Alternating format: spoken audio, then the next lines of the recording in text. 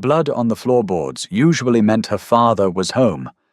Today it meant he was dead. Abigail did not cry when the sheriff handed over Josiah's battered leather hat. She just stared at the gallows being erected in the muddy square, waiting for any kin of a stagecoach robber. Survival in Brimston meant making hard, ugly trades. So she traded her freedom to a man who had not spoken 3 words in a decade. A brute from the high ridges. The sheriff's office smelled of stale, chewing tobacco, wet wool, and cheap rye whiskey.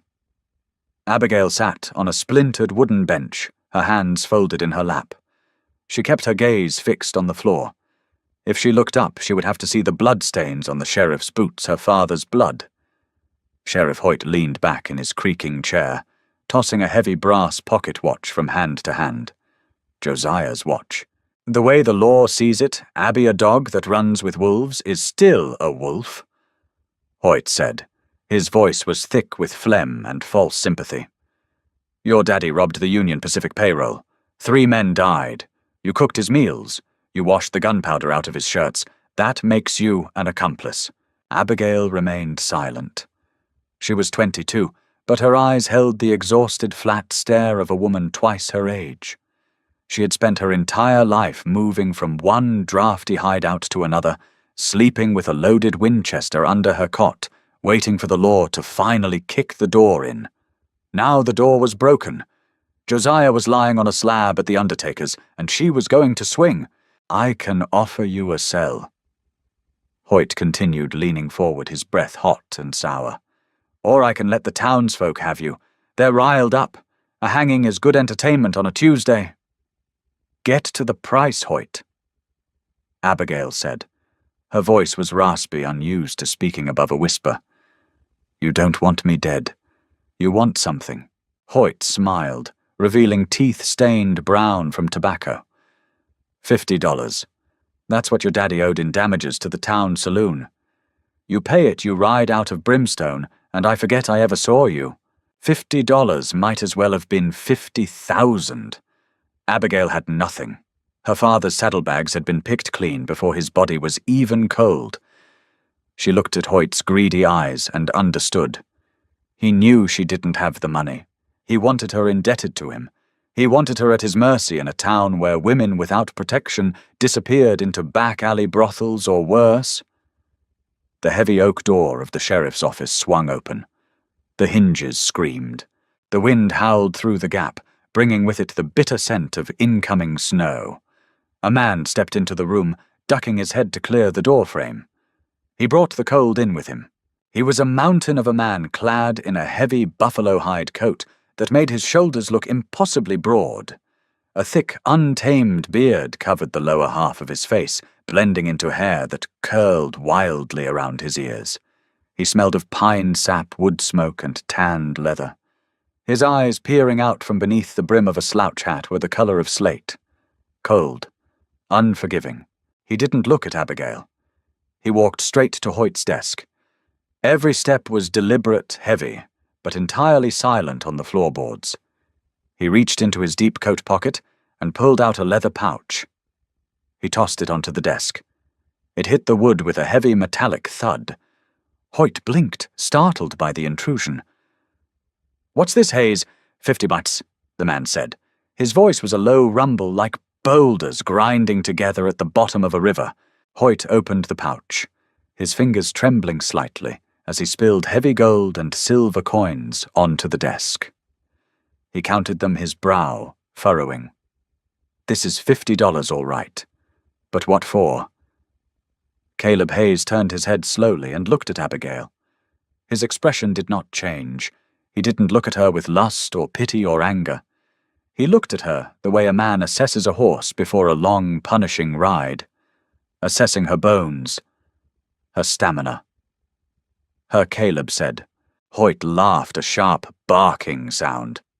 "You want Josiah's girl Hayes, you come down from that mountain twice a year for flour and salt. What the hell do you want with an outlaw's daughter? Wife." A single word. It hung in the dusty air of the office. Abigail's stomach tightened. She had heard of Caleb Hayes. He was a trapper who lived way up near the timberline, in a place where winter swallowed men whole. Rumor was he had fought in the war, seen things that tore his mind to ribbons, and retreated to the ice to get away from the stench of humanity. He was known to be violently territorial. He was known to be silent. A wife! Hoyt repeated, leaning back. He looked between the gold on his desk and the imposing figure of the mountain man. He didn't want to cross Hayes. Nobody in Brimstone did. Well, legally speaking, if you marry her, her debts become yours. And since you just paid her debts... Hoyt shrugged. She's your problem, assuming she says yes. Both men looked at Abigail. She stood up. Her legs were shaky, but she locked her knees. She looked at the gold on the desk, then at the gallows visible through the window, and finally at Caleb Hayes. He was massive, intimidating, and a complete stranger.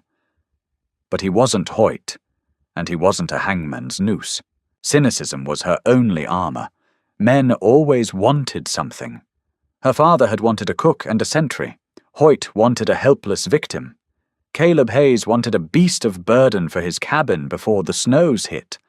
Love didn't factor into it. It was a transaction. Blood for gold. Freedom for servitude. I need my father's rifle. Abigail said, her voice steady. And my own horse. Caleb stared at her for a long moment. Then he gave a single curt nod. They were married 10 minutes later by a terrified circuit preacher in the back of the general store. Abigail wore a dusty riding dress. Caleb didn't even take off his hat. The preacher rushed through the vows, terrified of the giant looming over him. When he asked for the rings, Caleb simply pulled a plain iron washer from his pocket and shoved it onto Abigail's left ring finger. It was cold. It fit perfectly. I pronounce you man and wife, the preacher squeaked. Caleb turned and walked out the door. He didn't wait for her. He didn't offer his arm. Abigail looked at the iron ring on her finger. It wasn't a promise. It was a shackle. She grabbed her father's Winchester from the counter, slung her meager pack over her shoulder, and followed her new husband out into the freezing wind. The ride out of Brimstone was brutal. They didn't take the main road. Caleb led them straight up the eastern slope, cutting through dense thickets of black spruce and lodgepole pine. The elevation gain was punishing. Within 2 hours, the air grew noticeably thinner, biting at the inside of Abigail's lungs with every breath. She rode a raw-boned roan mare she had bought with the last of her hidden stash, while Caleb rode a massive draft cross that looked like it could pull a freight wagon up a vertical cliff. He rode at the front, his posture rigid, never looking back to see if she was following. Abigail gripped the reins with freezing fingers. Her leather gloves were worn through at the knuckles, and the wind felt like a knife dragging across her skin. She didn't complain. Complaining got you hit. That was the rule in Josiah's camp, and she assumed it was the rule here. She kept her head down, her jaw clenched so tightly her teeth ached, and focused on the rhythmic thud of the horse's hooves. By mid-afternoon, the temperature plummeted. The trees began to thin out, revealing jagged, snow-capped peaks that looked like shattered glass against the bruised purple sky. The isolation was absolute. There were no tracks, no distant chimney smoke, no signs that any human being had ever set foot on this mountain. Abigail felt a suffocating wave of panic rise in her throat. She was entirely at the mercy of this silent giant. If he decided to slit her throat and toss her into a ravine, no one would ever know. The roan mare stumbled on a loose piece of shale. Abigail pitched forward, barely catching herself on the saddle horn. The horse let out a panicked whinny. Up ahead, Caleb pulled his draft horse to a halt. He sat motionless for a second, then dismounted. Abigail's heart hammered against her ribs. She reached instinctively for the Winchester in its scabbard. This was it. He was angry. She had slowed him down. She waited for the reprimand, the harsh words, the raised hand. Caleb walked back toward her. He was huge, moving with a silent, fluid grace that belied his size. He stopped beside her mare. He didn't look up at Abigail. Instead, he knelt in the mud and sharp rock. He lifted the mare's front hoof, running a massive calloused thumb over the frog, checking for a stone. Finding nothing, he set the hoof down gently. Then he stood up and looked at Abigail's saddle. He reached out and grabbed her stirrup leather, adjusting the heavy brass buckle, lengthening it by 2 inches. "Legs are cramping," he muttered. It was a statement of fact, not a question. He didn't wait for a response. He turned, walked back to his horse, swung into the saddle, and continued up the trail. Abigail sat frozen for a moment. Her legs had been cramping for the last hour. She had been riding too short, anticipating a sudden bolt from the nervous mare. The adjustment immediately relieved the agonizing pressure in her knees. She stared at Caleb's broad back as he rode away. He hadn't hit her. He hadn't yelled. He had just fixed the problem. She swallowed hard, kicked the mare into a walk, and followed. They reached the cabin just as the last light bled out of the sky. It sat in a small clearing surrounded by ancient, towering pines. It wasn't a home, it was a fortress. Built from massive, unpeeled logs chinked with mud and horsehair, it had a heavy timber roof designed to hold feet of snow. A stone chimney leaned against one side, entirely utilitarian. Caleb dismounted and began stripping the gear off his horse. Abigail did the same, her fingers completely numb, fumbling with the heavy leather billets. Caleb opened the heavy oak door of the cabin. It didn't squeak. The hinges were heavily oiled. Abigail stepped inside. The air was colder inside than out. It smelled of old ash-tanned hides and stale coffee. It was a single room, roughly 15 by 20 feet. A cast-iron stove sat in the center. A heavy wooden table, scarred and battered, stood against one wall with a single chair. In the far corner was a bed frame made of stripped pine branches covered in thick bear and wolf pelts. There was nothing soft in the room. No curtains, no rugs, no pictures. It was a place for a man to survive, not to live. Caleb walked to the stove, opened the iron door, and quickly built a fire with dry kindling and birch bark. Within minutes, the metal began to tick and radiate heat. He stood up, walked to a shelf, and grabbed a tin of coffee and a cast-iron skillet. He didn't ask her to cook. He didn't ask her to clean. He just went to work slicing thick cuts of salted pork and throwing them into the pan. Abigail stood awkwardly near the door, her Winchester still in her hand. She didn't know what to do. In her father's camp, women were expected to fetch, carry, and serve immediately. She tentatively leaned her rifle against the wall near the door, accessible, but not hostile. She took off her hat and coat, hanging them on a wooden peg.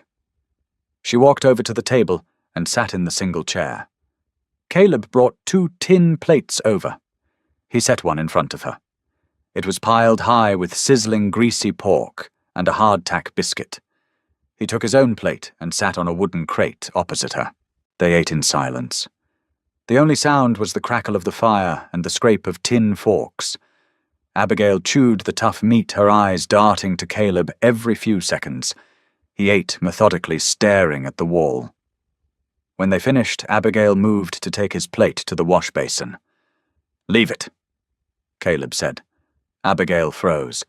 "I can wash them. Water's frozen," he said. "Do it tomorrow." He stood up, grabbed an extra wool blanket from a chest at the foot of the bed, and threw it on the floor near the stove. He walked over to the oil lamp on the table and blew it out, plunging the room into darkness, save for the orange glow of the stove vents. Abigail heard the rustle of heavy canvas. She realized with a start that he was making a pallet on the floor. "The bed is yours." Caleb's voice drifted through the darkness. Abigail stood in the center of the dark room, her heart pounding. She had expected to be claimed. She had expected the brutal, drunken consummation of their transaction. That was how men were. She felt her way to the bed and sat on the edge of the heavy pelts. They were incredibly soft, incredibly warm. She lay back, keeping her boots on, keeping her clothes on. She stared at the ceiling, listening to the slow, steady breathing of the mountain man on the floor. He hadn't touched her. He hadn't demanded anything. For the first time in her life, Abigail felt entirely unmoored. She understood cruelty. She understood violence.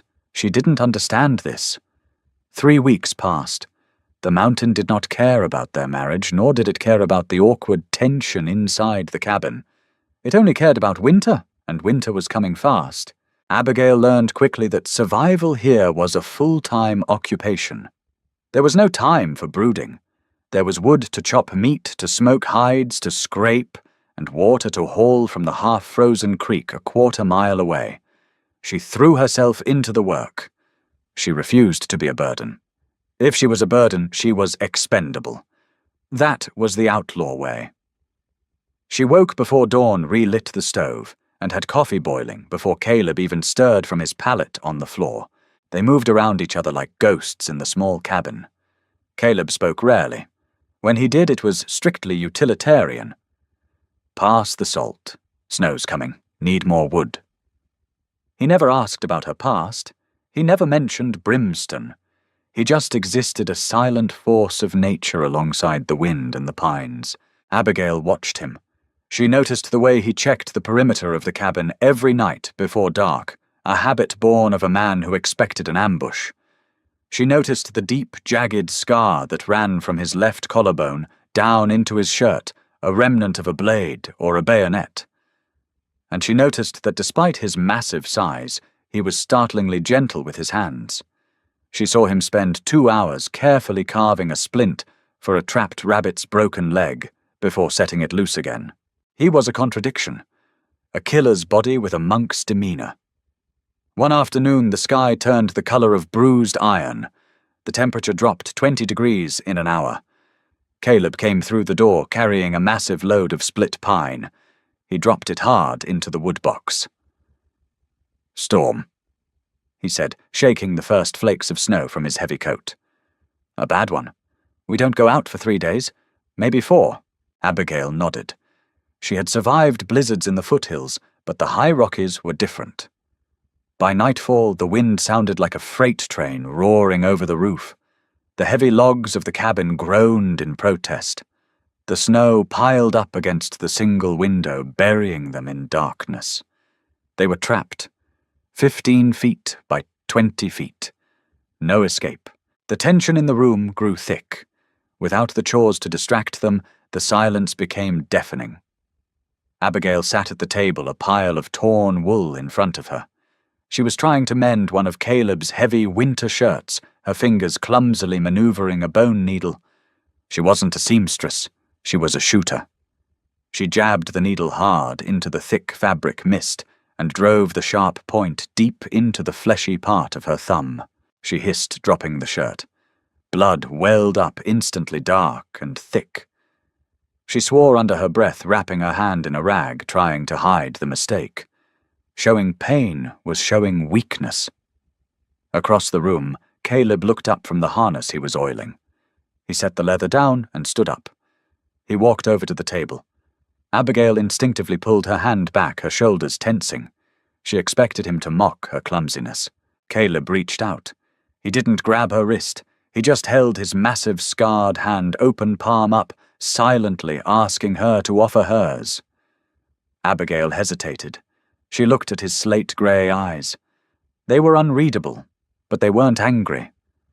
Slowly she uncurled her arm and placed her bleeding hand into his. His skin was rough, like heavily grit sandpaper, but his touch was incredibly light. He unwrapped the bloody rag. He examined the puncture wound.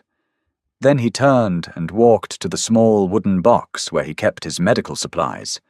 He returned with a clean strip of white cotton and a small jar of foul-smelling yellow salve. He pulled up a wooden crate and sat directly in front of her. Their knees almost touched. It was the closest they had been since the preacher's back room. He took her hand again. He smeared the cold salve over the wound. It stung fiercely, but Abigail didn't flinch. She kept her eyes on his face. "Needle slipped," she muttered, feeling the need to explain her failure. Caleb didn't look up. He began wrapping the cotton strip tightly around her thumb, tying it off with practiced efficiency. "Hands are cold," he said quietly. "I'm fine," she lied. Caleb finally looked up. He met her gaze. The silence stretched out, filled only by the screaming wind outside. "You don't have to be fine," he said. His voice was rough, rusted from disuse, but the words were clear. "Not here." Abigail swallowed hard. The cynical armor she had worn for 22 years felt like it was cracking just a fraction of an inch. She looked at this giant of a man, this silent killer who had bought her like property, and realized he wasn't looking at her as property at all. He was looking at her as a survivor, just like him. "My father." Abigail started the words spilling out before she could stop them. "He used to say that if you showed a man you were bleeding, he'd just aim for the wound next time." Caleb held her gaze. He didn't offer a platitude. He didn't tell her father was wrong. He just slowly released her hand. "I ain't your father." Caleb said, his voice a low rumble. "And I ain't aiming." He stood up, took the jar of salve, and walked back to his harness. Abigail sat at the table, looking at the neat white bandage on her thumb. The cabin was freezing, the storm was raging, and she was trapped on a mountain with a stranger. But for the first time in a very long time, Abigail didn't reach for her rifle. She just picked up the heavy wool shirt, held it close to the heat of the lamp, and carefully began to sew again. The storm raged for 4 days and 4 nights. It buried the cabin up to the eaves, sealing them inside a dark, claustrophobic box. They lived by the orange glow of the cast-iron stove, breathing air that grew thick with the smell of wood smoke, damp wool, and each other. Cabin fever usually drove men mad. In her father's camps, 3 days of rain meant drunken brawls and drawn knives. Here the silence simply deepened, shifting from a barrier into a shared language. Abigail learned Caleb's rhythms. He paced when his bad leg ached a slow, methodical circuit of the small room. He preferred his coffee scalded and bitter. He sharpened his skinning knife every evening, a repetitive scrape of steel on stone that became a strange, hypnotic lullaby. On the 5th night, the wind finally died. The sudden absence of sound was deafening. Abigail lay on the bed under the heavy pelts, staring at the ceiling joints. On the floor, Caleb slept fitfully. He usually slept like a stone dead to the world, but tonight he was restless. He muttered something low and guttural. Then he thrashed. His heavy boot kicked the metal leg of the stove. The clang rang out like a gunshot. Caleb surged upward with a roar. He didn't wake up slowly. He woke up violently, trapped in a memory.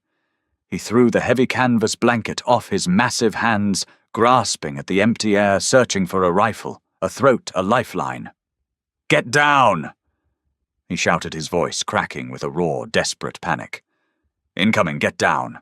He slammed his back against the log wall, his chest heaving, his eyes wide and unseeing in the dim light. He was back in the war. The timberline was gone. The cabin was gone. He was in the mud, smelling cordite and torn flesh. Abigail sat up. Fear spiked in her chest. A man that size lost in a waking nightmare could kill her without realizing she was there. Her father's men had woken up mean from the bottle. You never approached a mean drunk. You hid. But Caleb wasn't drunk. He was terrified. She swung her legs over the edge of the bed. She didn't reach for her Winchester. She kept her hands open, visible. "Caleb," she said. Her voice was steady, firm. He didn't hear her. He was breathing in ragged, shallow gasps, his hands balled into fists so tight his knuckles were white in the shadows. He was scanning the dark corners of the cabin, waiting for an attack. Abigail stood up. The floorboards were freezing against her stockinged feet. She took 1 step forward. "Caleb," she repeated slightly louder. "Look at the stove." His head snapped toward her, but his eyes were still blank wild. "Look at the stove!" Abigail commanded. She used the tone she used on nervous horses. Calm authority. "Smell the pine. There ain't no pine where you are right now. You're in the mountains. It's snowing." He blinked. The wildness in his eyes stuttered. She took another step. She was close enough to touch him now. She could smell the cold sweat soaking his shirt. "My name is Abigail," she said, her voice dropping to a low, rhythmic cadence. "You are in your cabin. The storm is over." Slowly, agonizingly, the tension began to drain from his shoulders. The rigid cords of muscle in his neck relaxed. His eyes focused, pulling away from the ghosts and locking onto her face. He looked down at his shaking hands. He unclenched them. He leaned his head back against the rough logs and let out a long, shuddering breath. "Shiloh," he whispered. The word sounded like ash in his mouth. Abigail nodded. She didn't offer pity. Pity was useless to a man like him. "It's gone," she said simply. Caleb looked at her.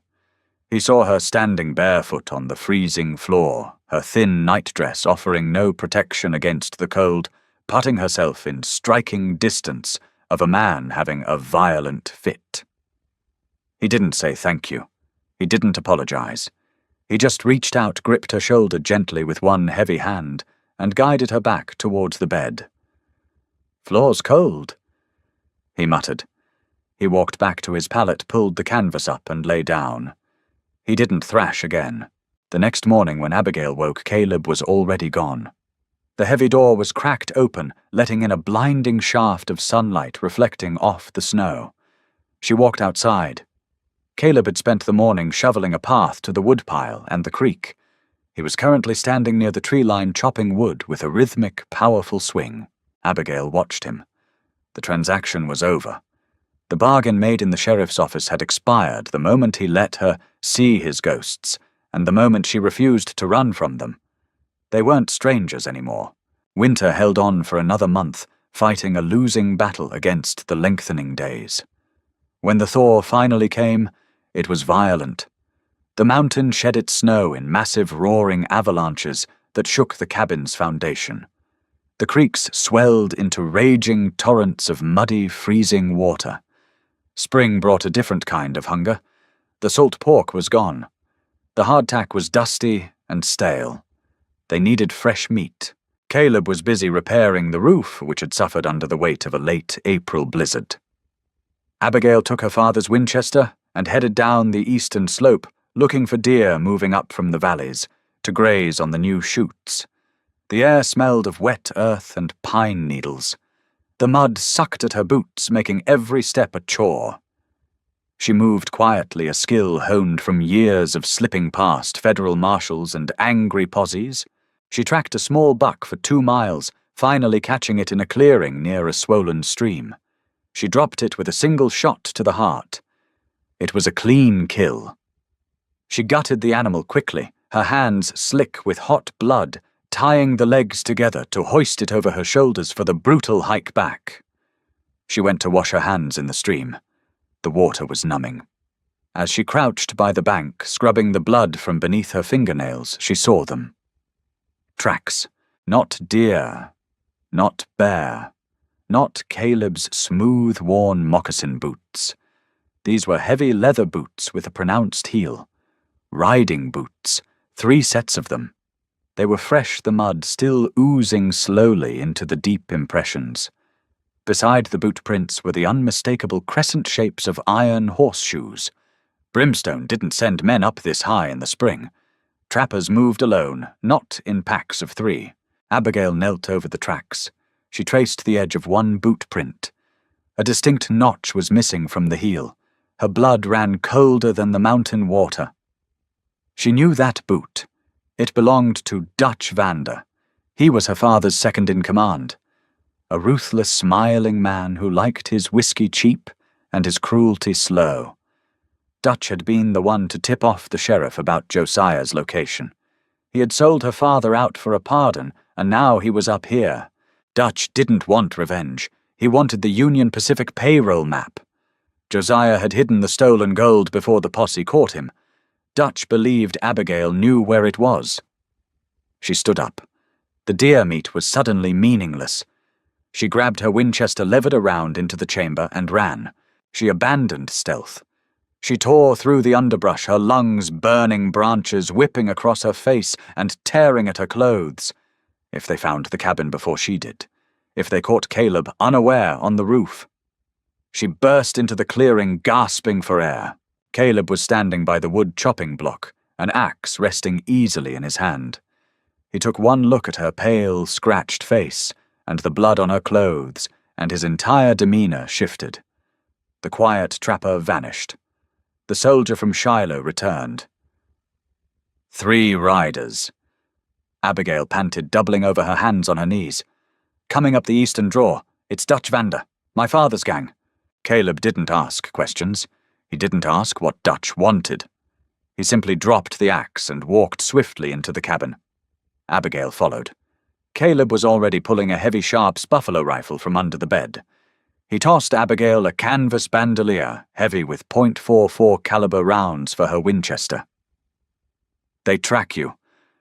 he asked, his voice low, lacking any inflection of panic. "No. Found their trail by the creek. They're heading for the main ridge approach. They'll be here in 20 minutes. Caleb nodded. He walked to the window, knocking out the wooden wedges that held the heavy shutters open, pulling them almost shut, leaving only a 2-inch gap. He moved to the door, dropping a massive oak bar across the frame. "You know how they fight," Caleb said, looking at her. "Tell me." "Dutch is a coward. He'll hang back. He'll send the other 2 in to flush us out. If they think we're scared, they'll burn the cabin." "We ain't scared," Caleb said. He moved a heavy sack of flour from the shelf and dropped it in front of the window gap, creating a sandbag. He gestured for Abigail to take the position. "Shoot the first man who draws," Caleb instructed. "Don't wait for them to speak. Men who talk, die." He grabbed his Sharps, checked the breech, and climbed up a small wooden ladder that led to a narrow loft beneath the rafters. He pushed open a small concealed flap in the roof, giving him a commanding view of the clearing and the tree line. Abigail knelt by the window, resting the cold barrel of her Winchester on the flour sack. Her thumb rested on the hammer. Her heart was hammering a frantic rhythm against her ribs. She had spent her whole life running from violence. Now she was barricaded in a log cabin, waiting for it to arrive. She looked up at the dark loft. Caleb was a shadow up there, completely silent, utterly deadly. He hadn't asked her to leave. He hadn't blamed her for bringing trouble to his door. He just loaded his gun. The silence of the mountain stretched tight like a wire about to snap. Then she heard it, the heavy, rhythmic squelch of hooves in the spring mud. They rode into the clearing arrogantly, making no attempt to hide their approach. 3 men on exhausted, mud-splattered horses. The man in the center was Dutch Vander. He wore a heavy wool duster and a bowler hat that looked ridiculous in the high country. His face was a map of broken blood vessels, framed by a greasy, blonde beard. Flanking him were 2 hired guns Abigail didn't recognize, hard-eyed men, with their coats swept back to expose low, slung revolvers. Dutch halted his horse 30 yards from the cabin door. He leaned on the saddle horn, spitting a stream of dark tobacco juice into the pristine snowmelt. "Abigail!" Dutch shouted. His voice echoed off the pines, sharp and ugly. "I know you're in there, saw your little tracks down by the creek. Put the kettle on. We need to have a family chat about your daddy's retirement fund." Abigail's grip tightened on the Winchester. Through the narrow slit of the shutters, she had a perfect view of the man on Dutch's left. He was nervously chewing his lip, his hand hovering over the grip of his Colt. "I brought friends, Abby," Dutch called out, feigning joviality. "Don't make us kick this door and your new husband ain't gotta get hurt. We just want the map and we'll ride out." Silence answered him. Dutch's smile vanished. He nodded to the 2 men. "Burn them out." The man on the left spurred his horse forward, drawing a heavy revolver from his hip. He didn't even get the barrel raised. The roar of Caleb Sharp's rifle from the roof was deafening. It sounded like a cannon firing in the enclosed space of the clearing. The massive .50 caliber slug hit the rider dead in the chest. The impact lifted him entirely out of the saddle, throwing him backward into the mud with a wet, heavy thud. His horse reared screaming and bolted into the trees. Chaos erupted. The second hired gun shouted in panic, spurring his horse violently to the right, aiming his revolver at the roof. Abigail didn't hesitate. She stood up slightly, tracking the man through the window slit. She exhaled, squeezed the trigger, and felt the familiar, heavy kick of the Winchester against her shoulder. Her bullet caught the man in the thigh. He screamed, dropping his gun. He slumped forward, grabbing his horse's mane, desperately trying to stay mounted as the animal panicked and spun in circles. Dutch was already moving. He was a coward, but he was a survivor. The moment the Sharps fired, he spurred his horse toward the cover of the woodpile, drawing his own rifle from its scabbard. He threw himself off the moving horse, sliding behind the massive stack of split pine. "You crazy bitch!" Dutch screamed from behind the logs. He blindly fired a shot toward the window. The bullet splintered the heavy oak shutter, sending a shower of sharp wood fragments into Abigail's cheek. She flinched, blood welling up from a shallow cut, but she didn't stop racking the lever of her rifle. "He's behind the woodpile," Abigail yelled up to the loft. "I see him." Caleb's voice was a low rumble, calm amidst the ringing echoes of gunfire. The Sharps roared again. The heavy slug slammed into the woodpile, obliterating a thick pine log and showering Dutch in splinters. Dutch shrieked, firing wildly back at the roofline. Abigail pushed the shutter open another inch.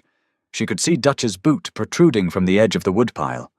She took aim, but before she could fire, Dutch made a desperate play. He realized he was pinned.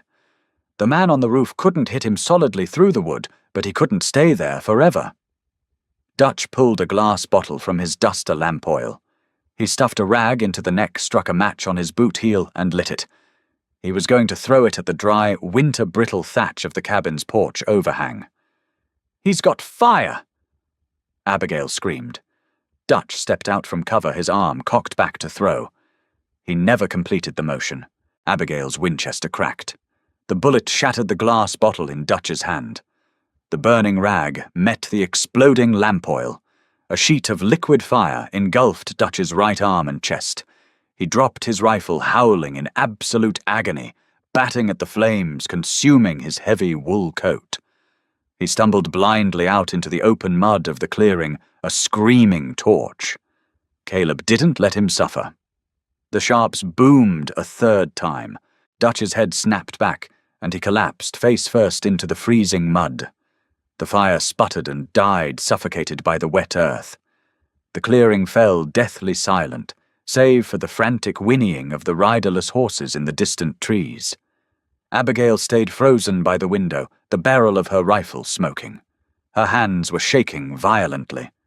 The adrenaline crash hit her like a physical blow.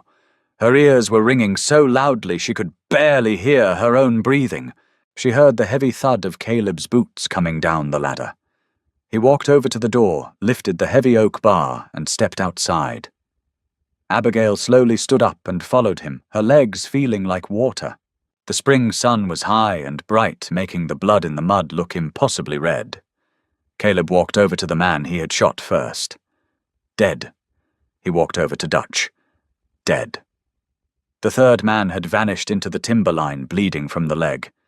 He wouldn't last the night in the cold, and he wouldn't come back. Caleb turned and looked at Abigail. He saw the blood dripping from the shallow splinter cut on her cheek. He walked toward her. He didn't look at the bodies.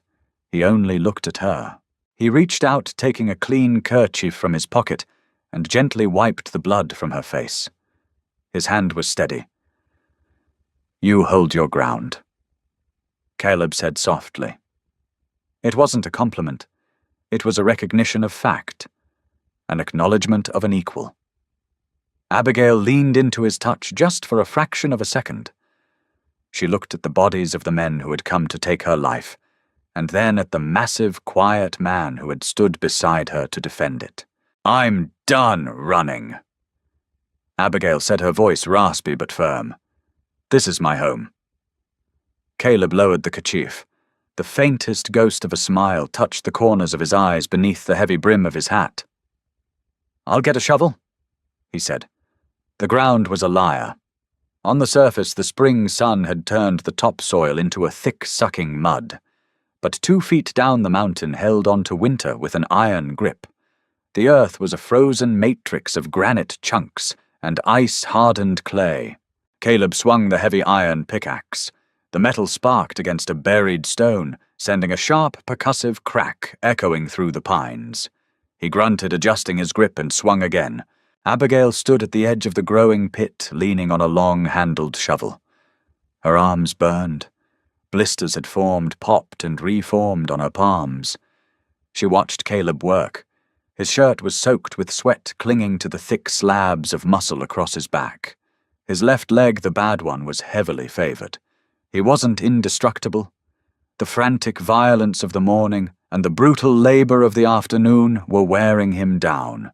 "Let me take a turn," Abigail said. Her voice was raspy from the cordite smoke that still hung faintly in the cabin's air. Caleb didn't stop swinging. "Ground's too hard. It'll jar your teeth loose." "I ain't made of glass." He stopped. He leaned on the pickaxe handle, breathing heavily, and looked at her. He saw the dirt smeared across her forehead, the shallow, crusted cut on her cheek, and the fierce, uncompromising set of her jaw. He nodded, stepping back, and tossed the pickaxe onto the pile of excavated dirt. Abigail jumped down into the waist-deep hole. She picked up the heavy tool. It weighed twice as much as her Winchester. She raised it over her head and brought it down. The impact traveled up the wooden handle, rattling her bones, but she bit her lip and swung again. She imagined Hoyt's face on the rocks. She imagined her father's grinning, selfish face. She swung until her vision blurred and her breath tasted like copper. Caleb watched her for a long time. When her swings began to grow shallow and wild, he reached down, grabbed her by the heavy canvas belt of her skirt, and hoisted her out of the hole with one arm. "Deep enough," he said. "Wolves won't dig through the ice line." They dragged the bodies over one by one. They didn't speak words over them. Men like Dutch Vander didn't earn prayers, and Abigail had none left to give. While Caleb rolled Dutch's charred, rigid body into the far corner of the pit, his foot caught the edge of the dead man's heavy wool duster. The coat tore open. A small, blood-soaked square of oiled canvas slipped from the inner pocket and fell onto the dirt. Abigail saw it. She knelt, ignoring the metallic smell of blood and burnt hair, and picked it up. She unfolded the stiff canvas. Inside was a piece of heavy brown butcher paper folded tight. She smoothed it out against her knee. It was a map, rough pencil lines detailing a section of the Red Creek Valley about 30 miles south of Brimston. A black X was marked near a geological formation labeled the Chimneys. At the bottom, in the jagged, familiar scrawl of Josiah, were the words UP Freight, 12,000 gold, $12,000. More money than a working man could see in 10 lifetimes. It was the Union Pacific payroll. The reason her father was dead? The reason Dutch had come up the mountain? Caleb climbed out of the grave. He picked up his shovel and began pushing the dirt back in. He didn't look at the paper in her hand. "It's the map," Abigail said. Her voice was barely a whisper, but it cut through the sound of the falling earth. "My father's stash. Dutch found it on him before the posse took him." Caleb paused. He looked at the map, then at Abigail's face. He saw the calculation in her eyes. $12,000 could buy a lot. It could buy a train ticket to San Francisco. It could buy a new name. It could buy a life completely insulated from cold hunger and violence. 12,000, Abigail said, staring at the penciled lines. Caleb turned back to the grave. He drove his shovel into the dirt pile. "Money that heavy always comes with blood on it." "It's enough to leave," she said, testing the words, testing him. "Enough to get off this mountain, away from the snow." Caleb stopped shoveling. He didn't turn around. His broad shoulders remained rigid. He had bought her life for $50 to save her from the gallows, but he couldn't buy her loyalty. He knew that. He was a realistic man. He was a scarred, silent trapper who offered nothing but a hard life in a high, lonely place. If she wanted to go, she had the means now. "You got a horse?" Caleb said, quietly, his voice devoid of emotion. "You know the trail down. The weather's broke. You won't freeze." He went back to filling the grave. Abigail stood motionless. She looked at the map. She imagined the gold. Then she looked at the cabin. She looked at the fresh wood Caleb had chopped. She looked at the man who had stood on a roof and pulled a trigger to keep her breathing. A civilized man would have begged her to stay. A greedy man would have demanded the map and killed her for it. Caleb simply opened the door and let her choose. She walked over to the edge of the grave. She held the map out over the dark pit right above Dutch Vander's unseeing face. She let go. The brown paper fluttered down, landing lightly on the dead man's chest. Caleb paused, his shovel hovering in the air. He looked down at the map, then up at Abigail. His slate-grey eyes were wide, betraying a flicker of genuine shock. "You said it yourself," Abigail said, picking up her own shovel. "Money that heavy comes with blood. I've washed enough blood out of men's shirts for one lifetime. I ain't starting again." She drove her shovel into the dirt and threw a heavy spadeful over the map, burying the gold, the past, and her father's ghost in one swift motion. Caleb stared at her for a long moment. The tightness in his jaw relaxed. The distance in his eyes vanished. He didn't smile. He wasn't a man given to grand displays, but he gave a single, slow nod. They finished burying the dead together. Summer arrived on the mountain with a sudden vicious heat. The snowmelt dried up, leaving the high meadows brittle and brown. The air grew thin and baked, smelling of dry pine needles and dust. They settled into a rhythm that went beyond mere survival. They operated as a single entity. Caleb hunted. Abigail smoked the meat. Abigail foraged for wild onions and bitterroot. Caleb mended the roof and reinforced the heavy doors. They spoke more now, though never in long paragraphs. They communicated in the shorthand of people who completely trust each other. A look, a nod, a slight shift in posture. But the mountain could not keep the world at bay forever. In late August, Caleb found a dead calf elk near the lower eastern ridge. It hadn't been killed by wolves or a mountain lion. It had been shot. The bullet had taken it high in the gut, a sloppy, careless shot. The animal had run for miles before collapsing in the brush. Caleb knelt by the carcass, digging the slug out of the rotting meat with his hunting knife. He wiped the blood off the misshapen piece of lead and held it up to the harsh sunlight. It was a .45 caliber pistol slug. Trappers carried rifles. Cowboys carried rifles. Men who rode in poses, men who expected close-quarters gunfights in saloons and alleyways, carried heavy revolvers. Caleb returned to the cabin.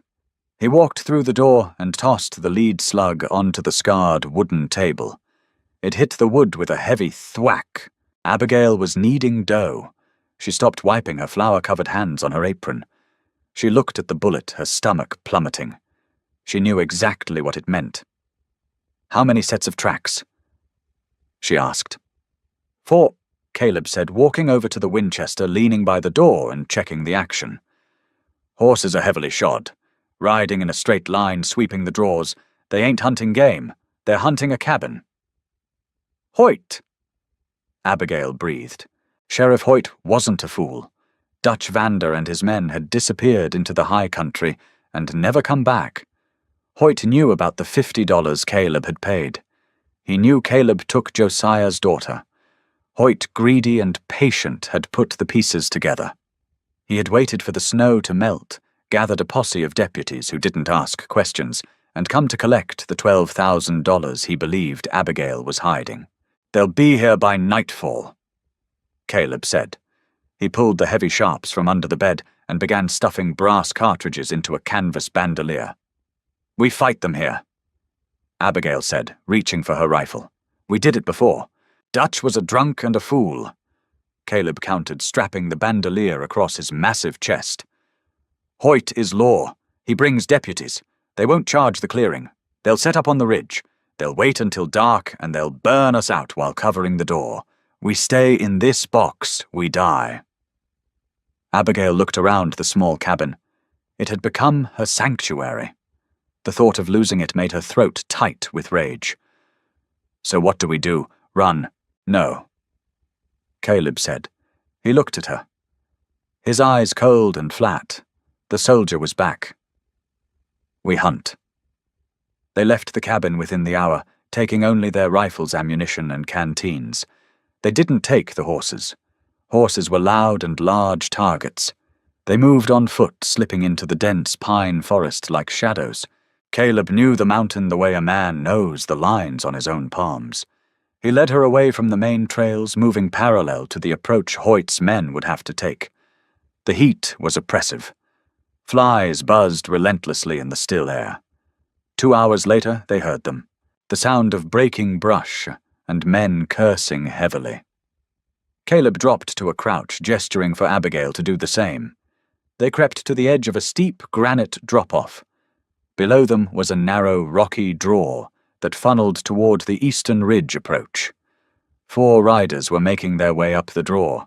They were sweating through their shirts, their horses lathered and miserable. Leading them was Sheriff Hoyt. He looked entirely out of place wearing a dusty black suit coat, despite the heat, a silver star pinned to his lapel catching the sun. Beside him rode 3 hard-eyed men carrying repeater rifles across their saddles.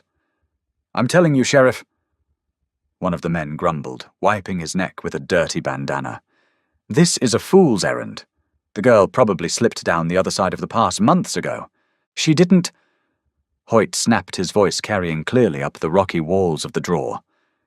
"Hayes is territorial. He wouldn't let property wander off, and the girl knows where Josiah hid the UP gold. Dutch was too stupid to get it out of her. We'll just arrest Hayes for the murder of Dutch Vander, hang him from his own roof beam, and have a long, quiet talk with the girl." Abigail felt a cold fury settle in her chest. She raised her Winchester, resting the barrel on a flat piece of granite. She sighted down the barrel, placing the brass bead directly between Hoyt's shoulder blades. She could end it right now. One twitch of a finger. Caleb reached out and placed his heavy hand over the receiver of her rifle, pushing the barrel down gently. She looked at him angry. "4 men!" Caleb whispered, his mouth right next to her ear. "You drop Hoyt, the other 3 scatter into the rocks. They have the high ground on the draw. It becomes a siege. We don't have the water for a siege." "Then how?" she asked, her grip white-knuckled on the stock. "We give them what they want," Caleb said. "We give them the gold." Abigail stared at him. "I buried the map. I don't know where it is." "I do," Caleb said flatly. Abigail blinked. "You read it before I dropped it?" "Didn't have to," Caleb said, his eyes tracking the riders below. "I know the chimneys. There's an old silver shaft down there, deep, dangerous. Used to use it to shelter from blizzards years ago. If Josiah wanted to hide heavy saddlebags from a posse, that's the only hole in that valley deep enough. It's 30 miles south," Abigail whispered. "We cut across the ridge," Caleb said. "We move through the night. We beat them there. When Hoyt realizes we ain't at the cabin, he'll track us. He'll follow us right to the hole." It was a terrifying gamble. They were intentionally leading armed lawmen away from their fortified home and into the open valleys. But Caleb was right. If they fought here, they might kill Hoyt, but they would likely die in the process. They backed away from the ledge and turned south. They began the punishing trek across the high peaks. They walked through the blinding heat of the afternoon and into the freezing dark of the mountain night. Caleb moved relentlessly, ignoring the obvious pain in his bad leg. Abigail kept pace, her boots grinding blisters into her heels, her lungs burning in the thin air. She didn't complain. The outlaw's daughter knew how to suffer. By dawn they had descended below the timberline into the Red Creek Valley. The terrain shifted from granite and pine to red dirt sagebrush and towering sandstone pillars. The chimneys loomed ahead, massive spires of red rock jutting out of the earth like broken teeth. At the base of the largest spire was a dark, jagged tear in the rock face. The abandoned silver mine. They reached the entrance just as the sun crested the horizon, painting the desert floor, in violent shades of orange and blood red. Caleb didn't stop to rest. He walked into the pitch-black maw of the mine. The air inside was dead, smelling of ancient dust and decay. He struck a match, the sudden flare blinding in the gloom, and lit a small stub of a candle he had taken from his pack. The floor of the shaft was littered with fallen rock and rotted timber. They walked back about 50 yards until the shaft ended in a sheer drop-off, a secondary shaft plunging straight down into the blackness. Spanning the drop-off was a single terrifyingly narrow plank of ancient splintered wood. And sitting on a rocky ledge on the far side of the gap, covered in 2 inches of undisturbed dust, were 2 heavy leather saddlebags. Josiah's stash. Abigail stared at the bags. $12,000 in gold coin. It had cost her father his life. It had cost 3 train guards their lives.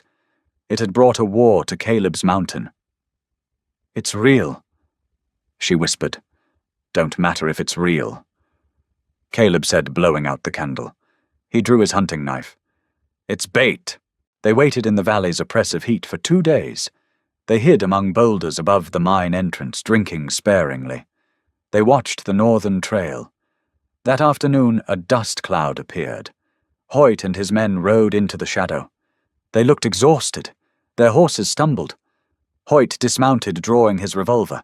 He looked at the mine entrance, then at the dirt. "Tracks lead right in." Hoyt rasped, his voice ruined by dust and thirst. "They're trapped. You 2 take the perimeter. Miller, come with me. Light a lantern." Caleb and Abigail watched from 40 feet above. "Now," Caleb whispered. He stood on the ledge, picked up a massive sandstone chunk, and hurled it down. The rock smashed into the dirt 10 feet from Hoyt's horse. The animal shrieked and bolted, tearing the reins from Hoyt. Hoyt whipped around, aiming his pistol up at the rocks. There's gunfire erupted.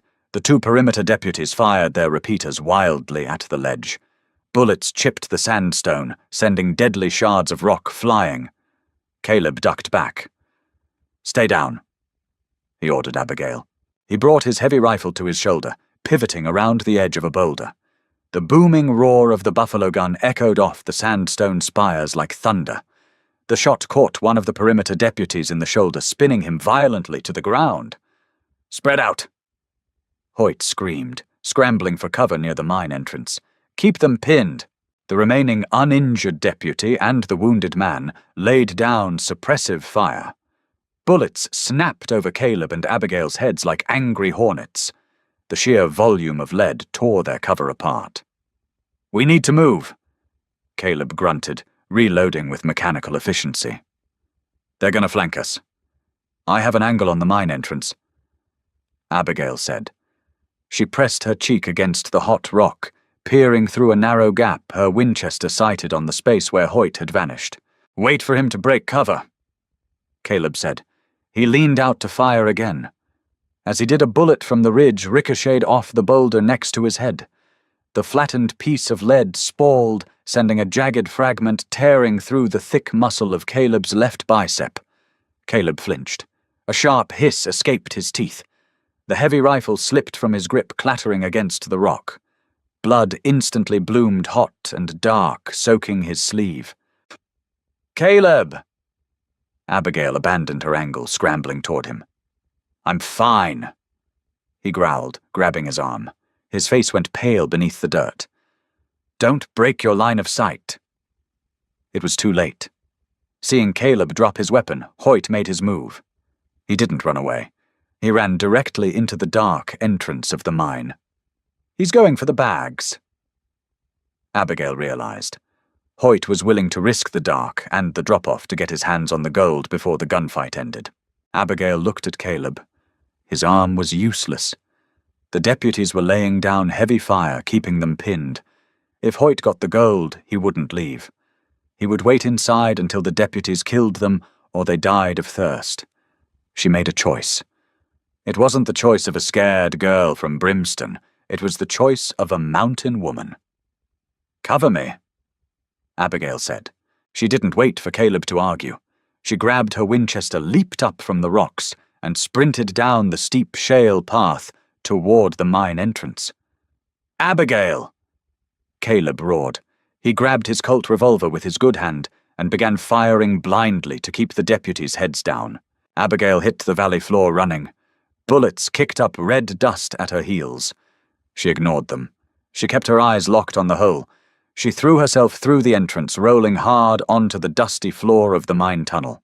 She plunged into instant suffocating darkness. The gunfire outside became muffled, replaced by her own ragged breathing echoing off the stone walls. She stood up slowly, keeping her back pressed against the cold rock. Far down the tunnel, she saw a flickering, pale yellow light. Hoyt had lit a lantern.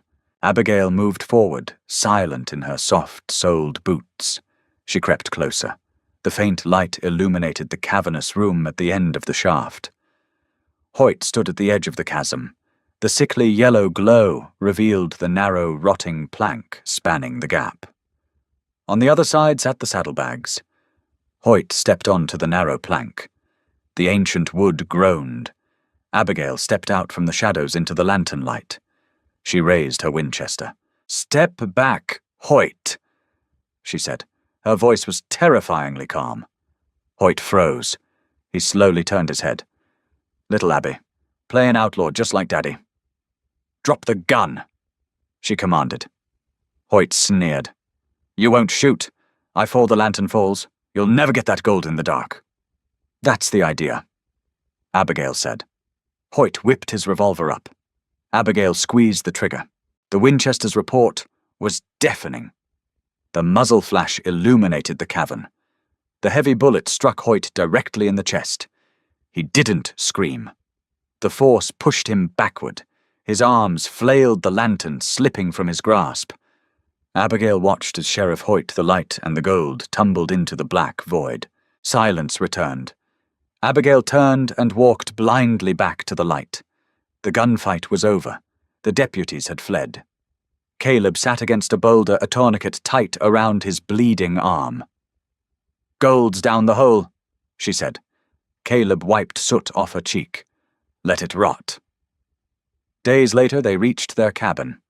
Abigail helped Caleb to bed and lit the stove. He looked tired but deeply content. "Snow's coming," he murmured. Abigail touched her iron ring. "Let it. We have wood." If you loved this gritty, intense tale of Western survival, please drop a like and hit that share. Do you think Abigail made the right choice, leaving the gold behind? Let us know in the comments. Don't forget to subscribe for more thrilling, grounded stories.